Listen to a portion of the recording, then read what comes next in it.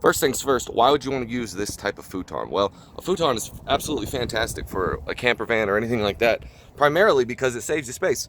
I can have it in couch mode, work on my desk here, store things under it, which was a big thing for me. I needed all the storage you can get. And then, you know, when you're feeling really luxurious, you can pull it out all the way to almost a full-size bed, and say you're entertaining guests or you've got company over, boom, it's perfect for that.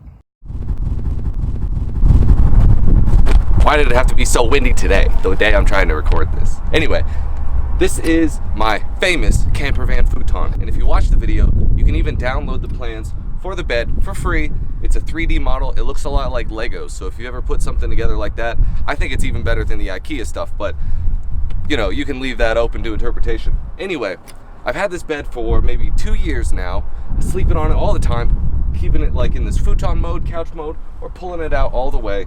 And over that time, I've made a couple different modifications, like you can see a couple things like that. So we're gonna go through and we're gonna see all the different things that I would have changed about it.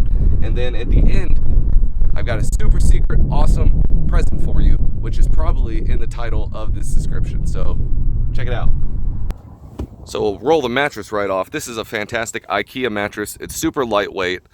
It's super comfortable. I really recommend it. There's links to that too. I even do a video where I talk about how I custom fit this mattress to fit on this custom awesome futon. So let's take a look at what I've changed. So in the actual video, I didn't have these things on it. I absolutely recommend these. They're like little just L brackets, good little support things. It's vital because I'm using these 1x2 slats, and maybe one screw here doesn't necessarily, you know, hold it all as much as you would want. When I first put the mattress on it, I was having a hard time because the mattress would push it out. It would grab on this lip and just push it out. So I tried industrial strength Velcro on both sides to see if I could hold it through, but the Velcro ended up just falling right off. This Velcro is so awesome that the adhesive part will fail long before the hook and loops will. So I really like this. Half the van was put together with industrial strength Velcro, including the solar panels. I put those on with Velcro, which is crazy. You got to check that video out too. So what I did, I grabbed one of these hooks and I wrapped some tape around it so to keep it in strong. But what this does is it doesn't let the bed go out into bed mode, and it won't bend any of the slats, and it's perfect for me. So it's a little lock to keep it into couch mode and chair mode while I'm driving around and while I want to sit on it, and I don't have to worry about it coming undone. Now they also make these hook things, but they have a little lock here, like when you lock it in and they lock in. I definitely recommend those. It was like 20 cents more. I didn't know if I was these are what I had lying around. I probably will upgrade sometime, just whenever the next time I get to go to Home Depot is. One thing that was really weird about this design, or the way I did it and the materials used, is one day I was like, where's all this sawdust coming from? I had seen some on the ground here, and I was like, what is this? Do I have termites or something? So I was really freaked out. And then for some reason, it's the fact that, look at that, it's just worn away. Not only the coating, but it's made little grooves in there because I have a metal L bracket underneath it. So it's the screw that's sliding against the wood here, and it causes a big mess. You can even see some sawdust here. So what do you do about that? Well, you put something under it. Like I'm just kind of letting it ride it out. So I'm not really sure what to do about that, but there's a bunch of different things you can do. Like maybe just put a little pad down there, and it'll still be able to slide, because one thing about this bed is that I have designed it so that it slides out. That's how it gets into full-size bed mode. So I'm not really sure. Maybe put another piece of metal down there, maybe some plastic. Maybe just don't put that L bracket on that side. But that was a big thing that popped out to me, and it really weirded me out.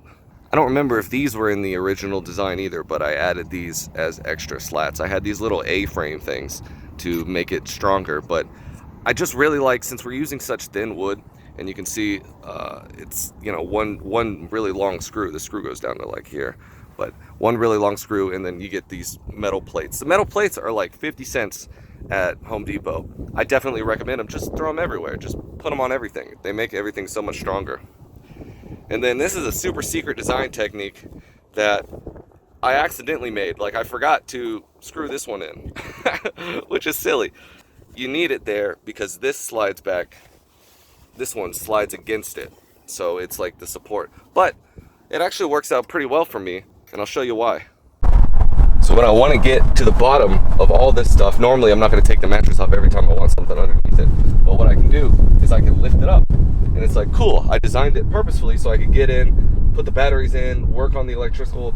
There's the box back there, the circuit breaker, not circuit breaker, what is that? Circuit box. But what this does, if I can get it out. So this little accidental thing actually works out well for me. One time I broke down in the middle of nowhere, and not really broke down, but I realized my solar panels weren't charging anything, and I had a bunch of frozen stuff in the fridge, and I'm like, well, that's not a good thing. So what I had to do is I had to pull off the side of the road, and I had to prop this up and then work on the fuses for like freaking a while. It spent a while, but luckily I had this cool little kickstand. I like it, so it's a fun little thing to add to the build.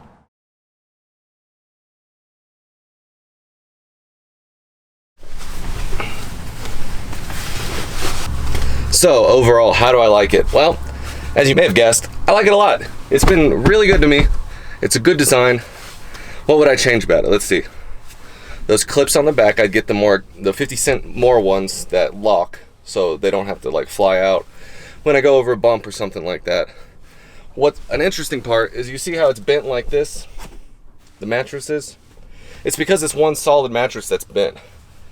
What I might do is cut it in half, keep it in the same envelope, the same mattress cushion wrapper that it's in, but it'll give it the ability to like bend at a 90-degree angle. I think that might be a good improvement. Let's see, what else is cool? Well, if I'm sitting back here like this, can't reach the desk, which is a problem. So a lot of times I'll pull out this chair and sit in this while I work on the desk. So the couch is kind of more like when I want to watch TV or put a movie on or something like that, or go to sleep. All right, so what's that awesome surprise gift that you get? It's in the description. So a lot of people have asked, look, I can't open the SketchUp 3D files for the bed, so I can't build it. Do you have it in a PDF form? Well, the problem with that was I didn't design it for a PDF because it's a 3D model that you have to rotate to really see what's going on, you know? Otherwise, it would just be a 2D representation of a 3D object, and that's always hard to do. But what I did is like a Lego thing where it shows isometric views of the process. I put it into a PDF for you. I know, 2 years late, but it has helped some people already, so I'm super excited about that. We have good feedback. It's not a fancy ebook. It's just a downloadable little pamphlet. And of course it's free, like all the stuff is. Don't expect too much in the way of it being pretty. So if you have any questions of it, let me know, and then I can hopefully try and answer it. If you have any other designs that you made yourself, those are always really cool to look at. So definitely send me a link or a picture to that. And as always, thanks for hanging out with me today.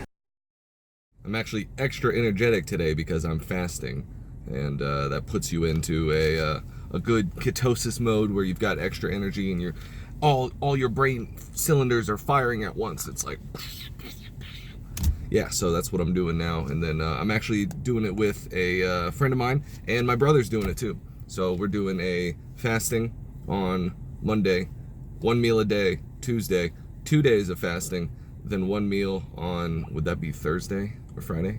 Yeah, anyway. And then my workouts are the days where I eat, or if I still have muscle glycogen left in from yesterday. So my last meal was Sunday yesterday, and I'm gonna go to the gym today because I still have all that sugar in the muscles left over because it hasn't been burned yet. All I did was sleep. So, you know, it's a good way to be fit, good way to get healthy. You know, you get some cell autophagy going. You get, I think I talked about this in the fasting episode, but what happens is your body looks for cells to eat, to consume for food, right? And when you go into ketosis, it looks for the cells that are damaged, like precursor cancer cells, which is just fantastic because... Who's calling me? Can you hear that? That's some random number. I get spam calls every day. Don't we all? That's just how it goes.